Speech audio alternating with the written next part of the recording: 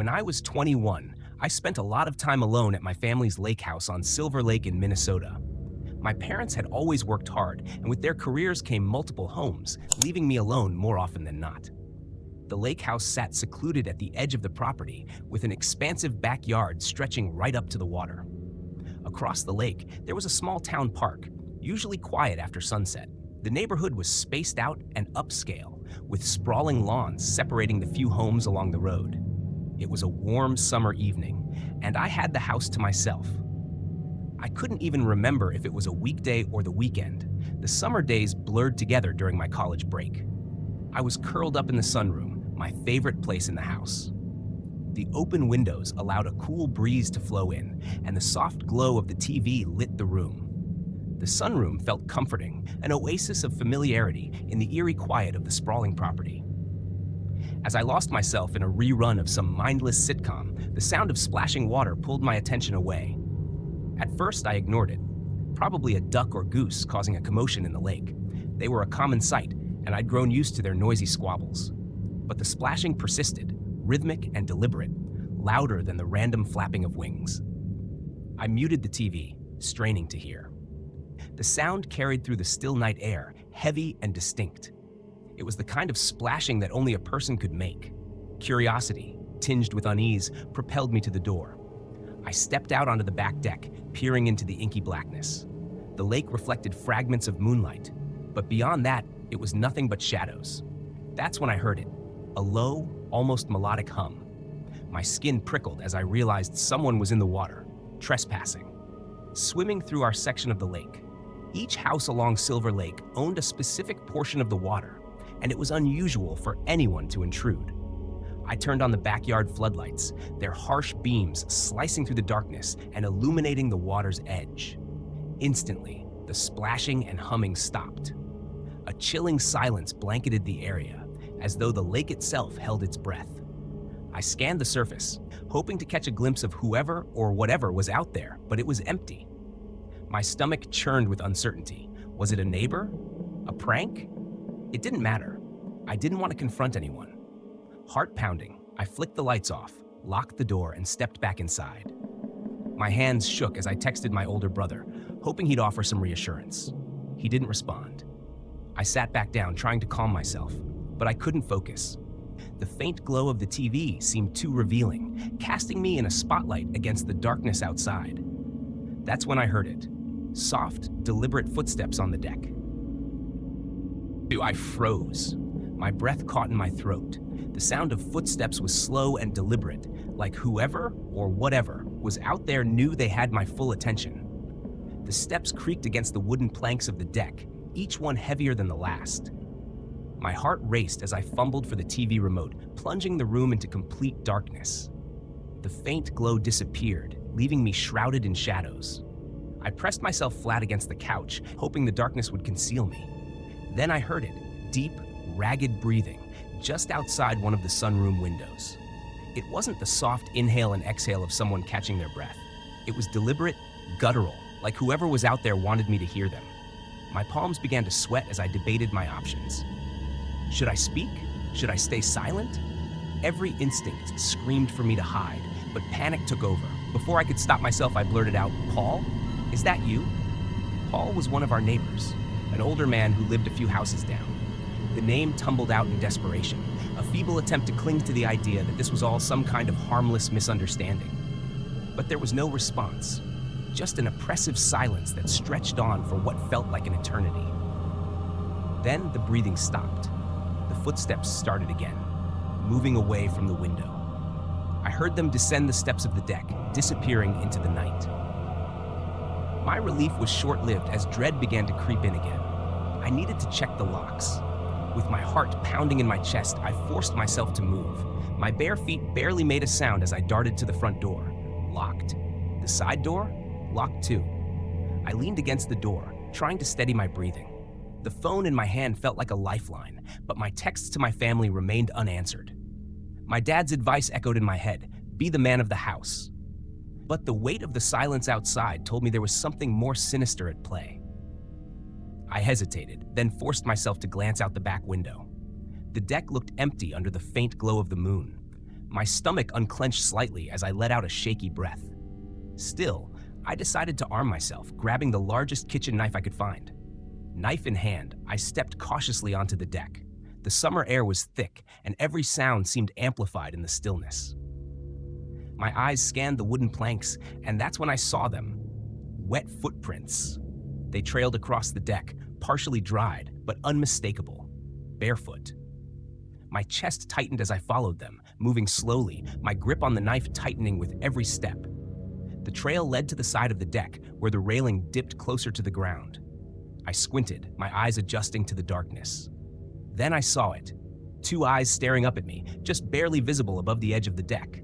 The top of a man's head, his forehead glistening under the moonlight. He was watching me. Waiting. Our eyes locked, and in that brief moment, I felt like prey caught in the sights of a predator. Without thinking, I bolted back inside, slamming the door behind me and locking it. My hands shook as I dialed 911, my voice barely steady enough to explain the situation. I didn't wait for their questions. I just begged them to send someone quickly.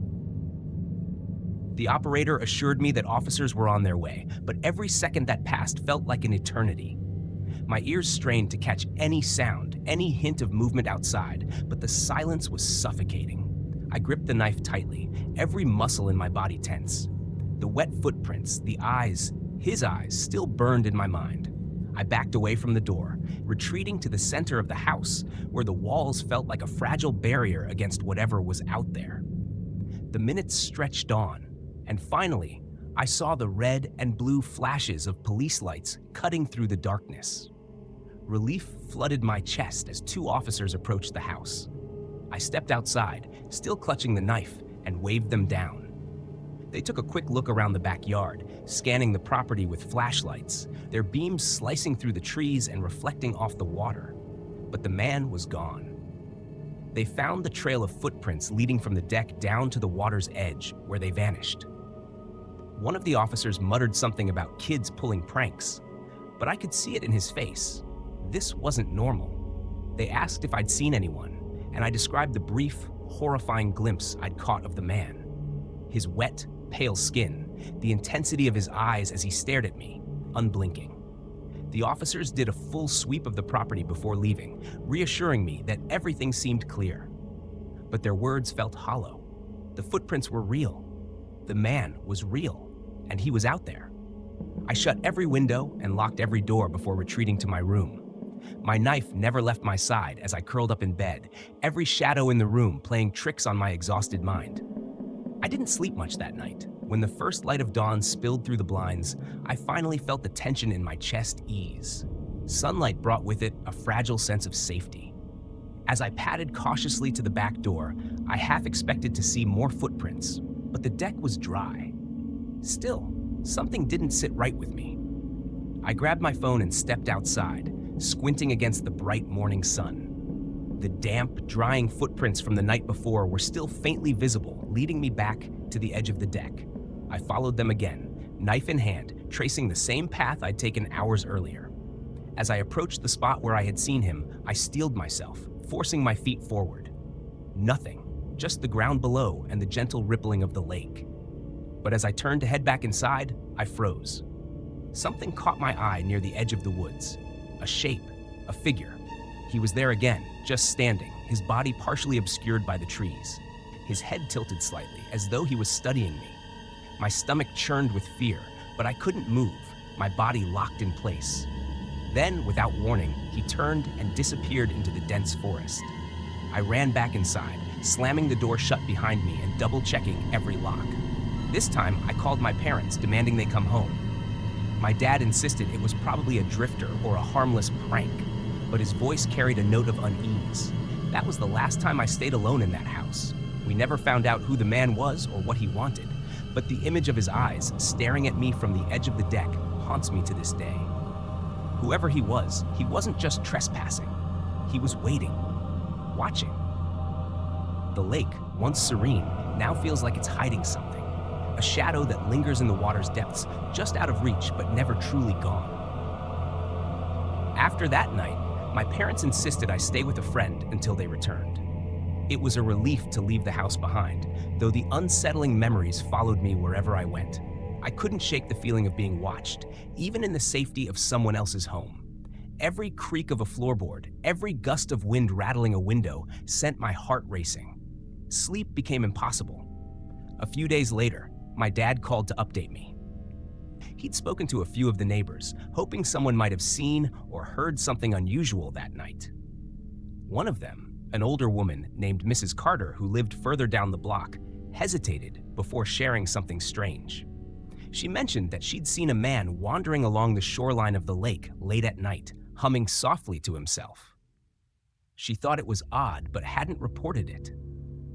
When pressed for details, she described him as tall, with an unsettlingly gaunt appearance, and soaking wet as though he'd just emerged from the water. Her description matched what little I had seen of him. Hearing this made my stomach churn. This wasn't a random trespasser or a prankster. It was something worse, something deliberate.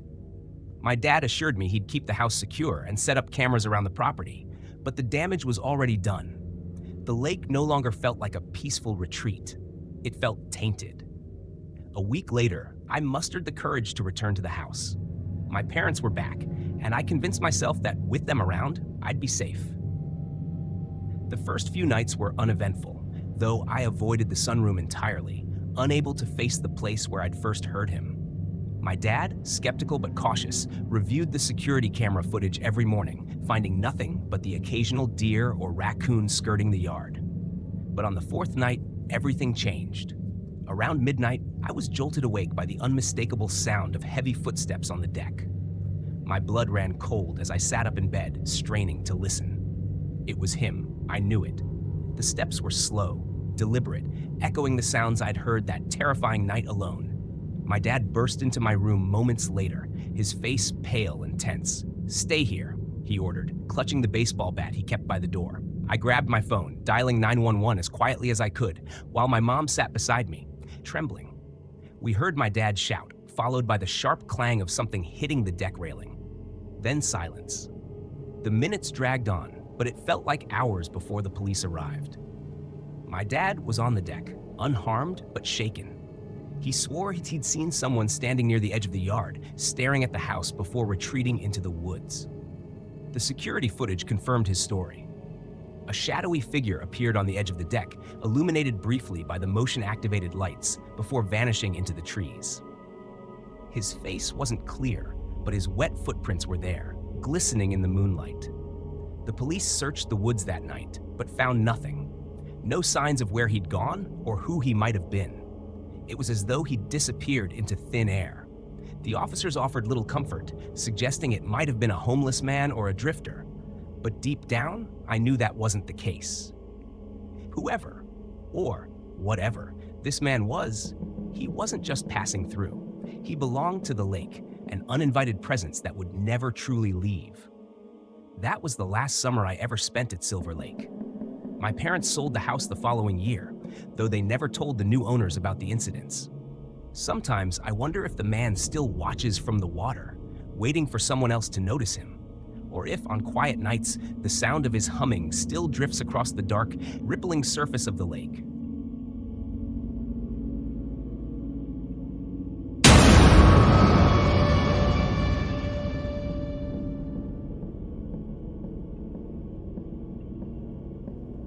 I've always been a heavy sleeper. Nightmares were rare for me, and when they did happen, they were more of a passing inconvenience than something that lingered. That's why, when the nightmares began, I dismissed them as nothing more than the stress of a bad breakup. It was July, and the suffocating heat of a Pennsylvania summer made the small apartment I shared with my roommate Maggie feel even more stifling. My window air conditioner hummed relentlessly every night, providing a soothing white noise that drowned out the world outside. The first nightmare came out of nowhere. In it, I was seated at a long dining table, surrounded by strangers with hollowed-out faces. At the far end of the table stood a figure, a monstrous blend of man and shadow. Its claws scraped along the table as it moved closer, its hollow eyes locked onto mine. I woke up drenched in sweat, my heart pounding as though I'd been running. The room was silent, except for the hum of the AC, but something about the darkness felt heavier than usual. I shook it off as residual fear and forced myself back to sleep. The following night, I woke to find my bedroom door ajar. I was sure I'd closed it before bed, but maybe Maggie had peeked in to see if I was home. The thought should have comforted me, but instead, it left an uneasy itch in the back of my mind. When I asked her about it the next morning, she denied it, brushing me off with a laugh. "You must have forgotten," she said, but her tone lacked conviction. Then came the second nightmare. The same shadowy figure appeared, only this time, it wasn't across a table.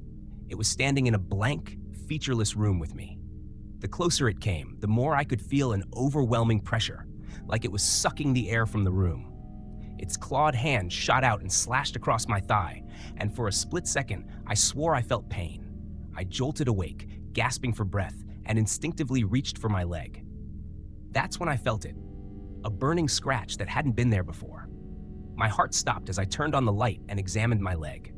3 long, shallow cuts trailed down my thigh. Panic set in as I tried to rationalize it. Maybe I scratched myself in my sleep? Maybe it was Maggie's cat? But deep down, I knew neither explanation made sense. Shaking, I woke Maggie and showed her. Her face went pale.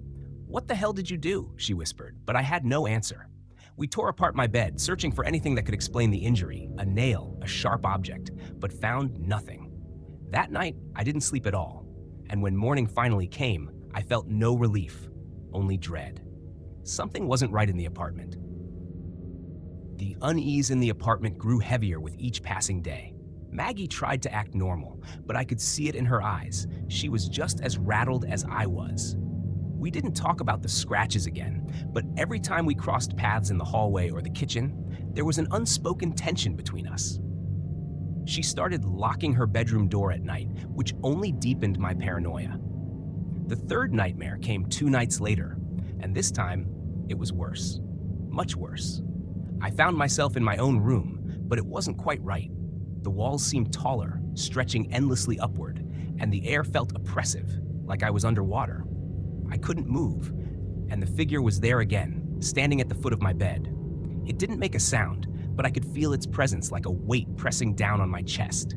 Slowly, it bent down until its face, or what should have been its face, was inches from mine. Its empty eyes stared into mine, and a guttural, almost inhuman voice whispered, "Do you know what's under your bed?" I woke up screaming, my throat raw and my body trembling. For a moment, I couldn't breathe, the nightmare still gripping me like a vice. The room was dark, except for the faint red glow of the clock on my nightstand. 3:13 a.m. I sat up, trying to steady my breathing, when I felt it, a presence. Not in the room, but beneath me. The air turned cold, and I was suddenly hyper-aware of the gap beneath my bed. Every instinct screamed at me not to look, but curiosity, or maybe sheer terror, got the better of me. Slowly, I swung my legs off the bed and leaned over, my heart pounding in my ears.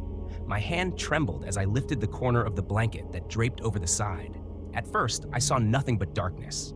Then, I saw movement, a faint, almost imperceptible shift in the shadows. My breath caught in my throat as my eyes adjusted, and I saw it. A pair of eyes staring back at me, glinting faintly in the dim light.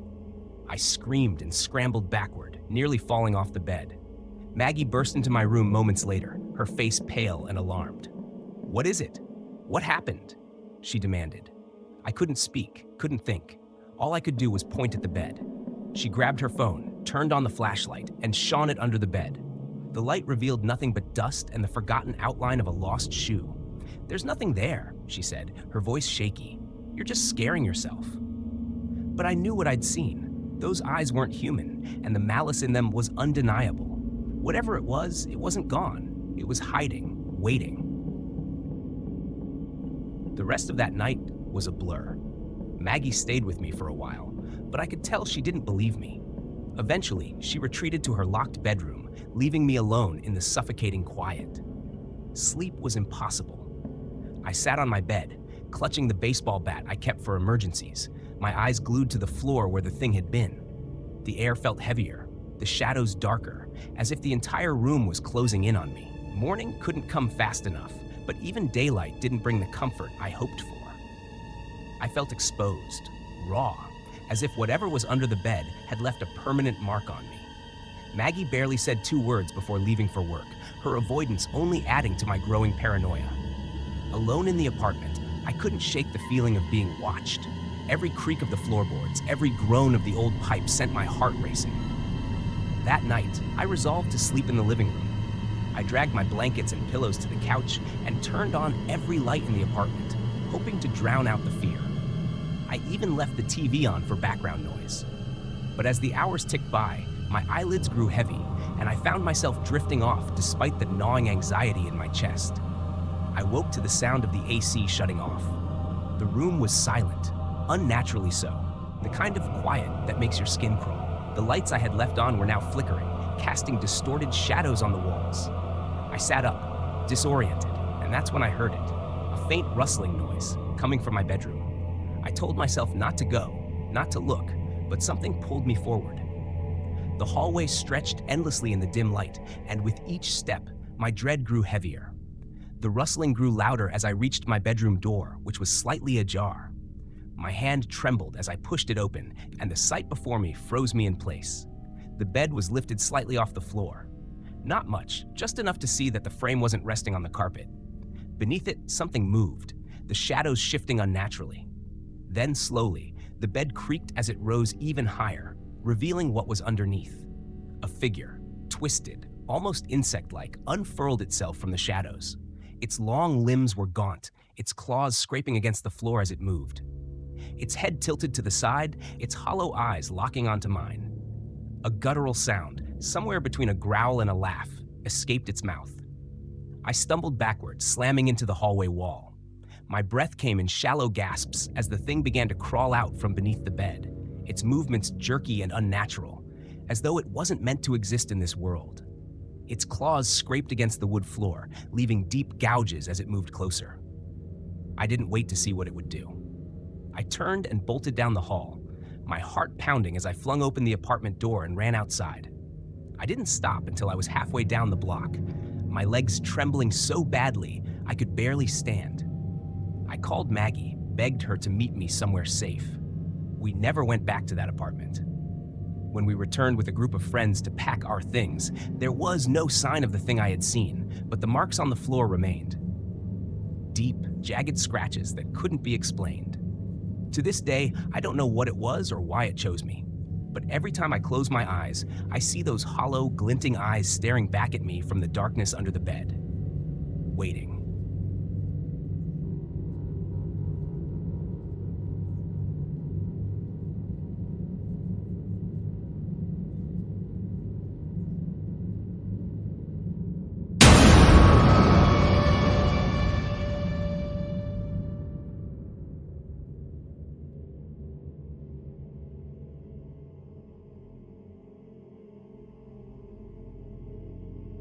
When I was 8, my family lived in a creaky old house on the outskirts of Asheville, North Carolina. It wasn't the kind of house you'd see in a horror movie, at least, not at first glance. It had white shutters, a wraparound porch, and a backyard that stretched into a line of thick trees. But like many old houses, it had its quirks. The pipes groaned late at night, the floorboards squeaked even when no one was walking on them, and the wind often whistled through the cracks in the windows. None of this ever felt unusual to me. It was just home. I shared a bedroom with my older brother Ryan, who was 3 years my senior. Our room was huge, easily the biggest space in the house, as it had once been a part of a small apartment the previous owner rented out. On one side were 2 crawl-in closets, stuffed to the brim with old toys, books, and forgotten relics of our childhood.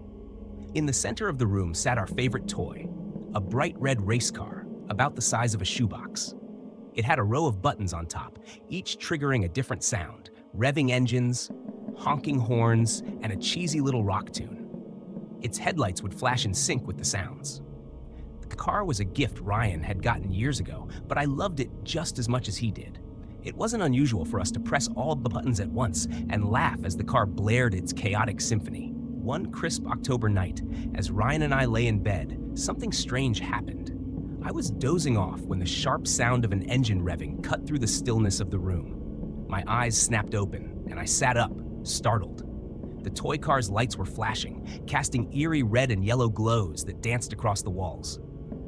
"Ryan, cut it out!" I hissed, assuming he'd gotten up to play a prank. But Ryan was in his bed, half covered by his blanket, looking as groggy as I felt. "I didn't do anything," he mumbled, rubbing his eyes. The car's lights flickered a few more times before going dark, the noise cutting off abruptly. The room fell silent again, save for the faint hum of the wind outside. I stared at the car, my heart thudding in my chest. Maybe it was a glitch? I told myself it must have been. Electronics messed up all the time. But I couldn't shake the unease that crept in as I lay back down. A few days passed, and I'd almost forgotten the incident when it happened again. This time, I was wide awake, reading under the covers with a flashlight. The car erupted into sound, its engine revving loudly before transitioning into the familiar rock tune. My head shot up, the flashlight beam trembling as I aimed it at the car. It was glowing again, the headlights flickering erratically like something was pressing all the buttons at once. "Ryan, stop messing around," I called, panic creeping into my voice. But when I turned toward his bed, he was sound asleep, snoring softly. My stomach churned as I threw off the covers and crept toward the car. It was still flashing and playing its sounds when I flipped it over and yanked the batteries out. Even after they were removed, the car gave one last faint rev before going silent. My hands shook as I shoved it into one of the crawl-in closets, burying it under a pile of forgotten toys. That night, I left the bedroom light on until morning. The days after I stuffed the toy car into the closet were quiet, but the unease never left. I couldn't walk past the closet without feeling a chill, and at night, I found myself glancing toward it, half expecting to see the door creak open on its own. Ryan thought I was being ridiculous. "It's just a toy," he said, rolling his eyes when I mentioned the strange noises. But I knew what I'd seen and heard. Toys didn't just turn on by themselves, especially without batteries. About a week later, the quiet shattered. It was a Friday night, and Ryan and I were already in bed. The wind outside howled louder than usual, and the old house seemed to groan under its weight. I was tossing and turning, unable to get comfortable, when I heard a noise that made my blood run cold. A faint thudding sound, soft but deliberate, was coming from the closet. I sat up in bed, staring at the closet door. The sound came again.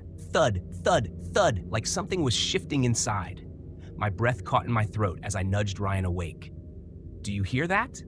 I whispered, pointing toward the closet. He groaned, rubbing his eyes. "It's probably just something falling over," he mumbled. "Go to sleep." But I couldn't. The thudding grew louder, each sound more forceful than the last. Finally, Ryan sat up, glaring at the closet. "Fine, I'll check it out," he said, his voice tinged with annoyance. He climbed out of bed and stomped toward the door, yanking it open. The closet light was off, leaving the inside shrouded in darkness. Ryan hesitated for a moment before flicking on the light. "See?" he said, pointing to a toppled stack of board games. "Nothing, too?" His words caught in his throat as we both heard it, a faint, mechanical revving sound. We froze, staring into the closet. The noise was unmistakable. It was the toy car. I stepped closer, my legs trembling as the revving grew louder. Then, the headlights blinked on, cutting through the dim light of the closet.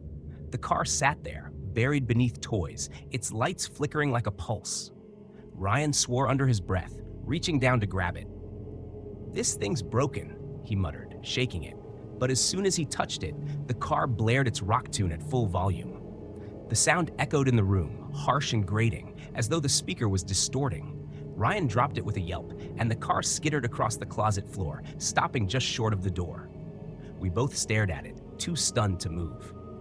The car was motionless now, the noise silenced as quickly as it had started. Ryan slammed the closet door shut, his face pale. I'll tell Mom we need to throw it out tomorrow," he stammered. Neither of us slept that night. Every creak of the house, every gust of wind felt amplified, like the whole world was conspiring to keep us awake.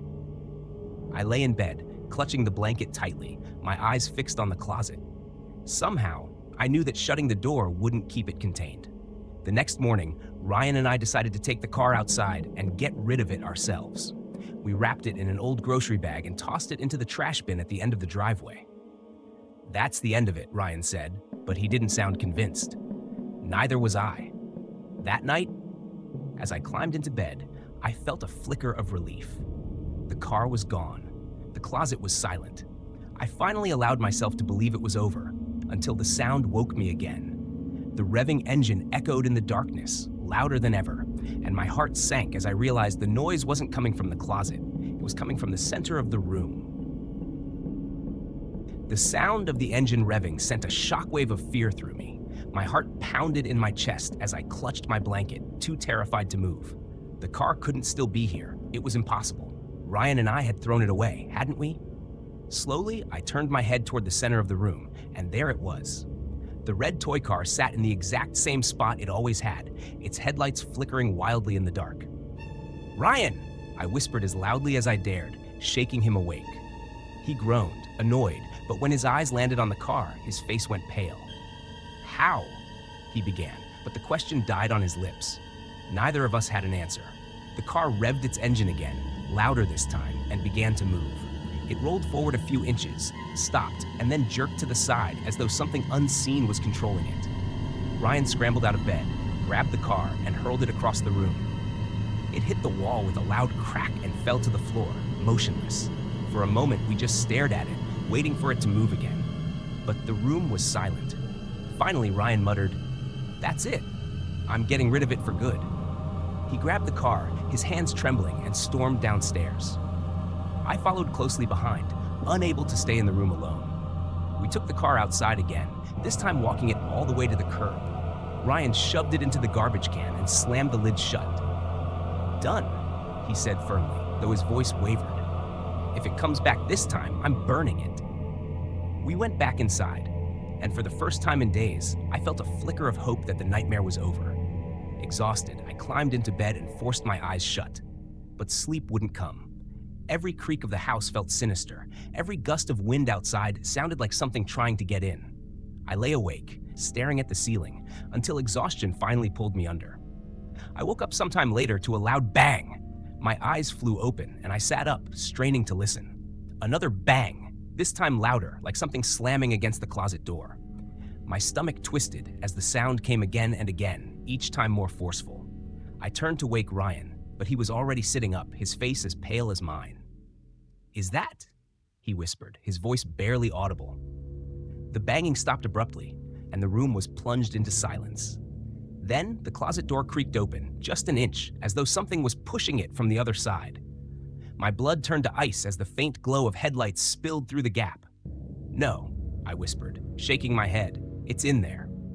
Ryan grabbed my arm, his grip tight. "We're leaving," he said, pulling me toward the door. We bolted downstairs, not stopping until we were outside in the cool night air. I wanted to scream, to cry, but all I could do was shake as I stared back at the house. The next day, my parents dismissed the whole thing. They chalked it up to our imaginations, saying the house was old, the noises were normal, and we'd probably just forgotten to throw the car away properly. But we knew better. Ryan and I refused to sleep in that room again, no matter what they said. We moved out of that house a year later, and I haven't seen the car since. But sometimes, when I'm alone at night, I swear I can still hear the faint sound of an engine revving, just on the edge of hearing. And I can't help but wonder if the car is still out there, waiting for someone else to find it. Waiting to come back.